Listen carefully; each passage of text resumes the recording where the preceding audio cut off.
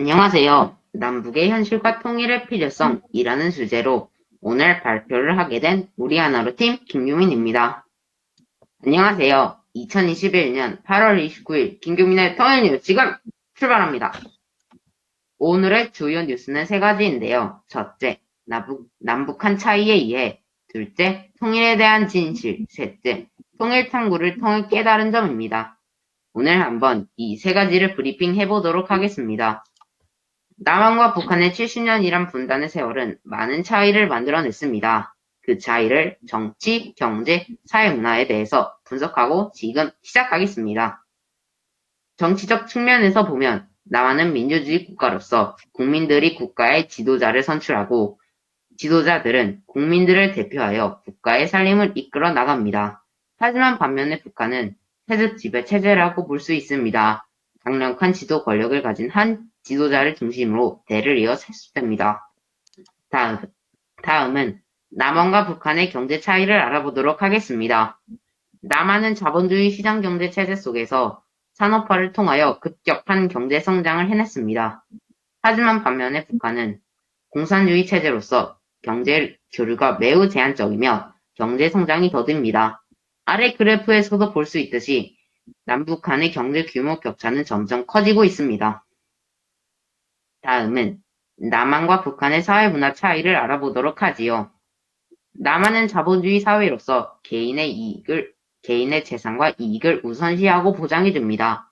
하지만 북한은 공산주의 사회로서 사유재산을 인정하지 않습니다. 우리나라와 북한은 언어에서도 큰 차이를 보이고 있는데요. 언어는 사람들의 정신과 행동에 영향을 미치고 문화, 교육 등의 큰 차이를 발생시킵니다. 이로 인해 남북한의 문화적 차이가 더욱 커지고 있는 실정입니다. 다음은 통일에 대한 진실. 그 진실을 밝히는 팩트 체크 시간을 갖도록 하겠습니다. 통일을 하면 비용이 많이 들어서 남한 사람들이 세금을 많이 내야 하므로 남한 국민들이 살기 어려워진다고 하는데요. 과연 이 많은 진실일까요? 팩트 체크! 물론 통일 초반에는 많은 비용을 부담해야 하므로 남한 국민들이 힘들 수 있습니다.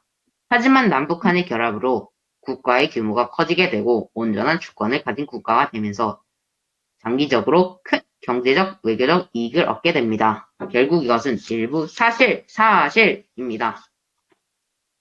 통일을 하면 언어 차이로 인해 주민들의 갈등과 차별이 생긴다고 합니다. 과연 이 말의 진실은 팩트 체크! 통일을 하면 언어와 문화 차이로 주민들 간의 갈등과 차별이 발생할 수 있습니다. 하지만 결의 우리말 사전 편찬처럼 이 문제를 해결하기 위한 노력들이 계속되고 있으니 갈등과 차별의 문제가 점점 해결되어지리라 보입니다. 이 문제는 진실입니다.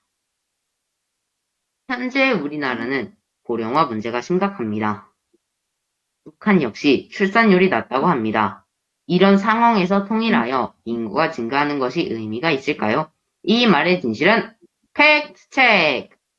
네, 통일을 한다 해도 고령화 문제가 해결되지 않는 것은 사실입니다. 하지만 통일을 하면 인구가 증가하여 노동력이 증가하고 인재도 늘어나 국가 발전에 도움이 됩니다. 이 문제는 일부 사실입니다. 통일을 한 후 북한의 노동력, 광물 자원과 남한의 기술, 자본이 결합하면 긍정적 효과가 생긴다고 합니다. 과연 이 말은 진실일까요? 팩트 체크! 아래 그래프를 보면 북한의 비금속의 가치가 총 1,759조 원의 가치가 있다고 합니다. 이러한 지하 광물들은 통일 후 경제 발전에 큰 도움이 됩니다. 또한 남북한의 결합으로 인해 인구가 늘어나면서 안정적인 내수 시장이 형성되어 남북 모두 경제력이 상승되고 세계적으로는 이웃 나라 중국과 러시아를 연결하면서 동북아의 커다란 경제권이 형성될 수 있습니다. 따라서 이 문제는 사실입니다. 오늘 우리가 팩트체크를 통해 알 수 있었던 사실은 통일에는 많은 어려움이 따르지만 장기적인 관점으로 바라보면 우리 모두에게 큰 이익이 된다는 것입니다. 통일을 위해 필요한 자세는 넓은 시야를 가지고 먼 미래의 이익도 생각해 볼 줄 아는 태도입니다. 통일은 많은 장점과 단점이 공존하며 우리는 그 장점을 받아들이고 단점을 극복하여 통일의 길로 나아가야겠습니다. 지금까지 김규민의 통일 뉴스 앵커 김규민이었습니다. 시청해주신 여러분 감사합니다.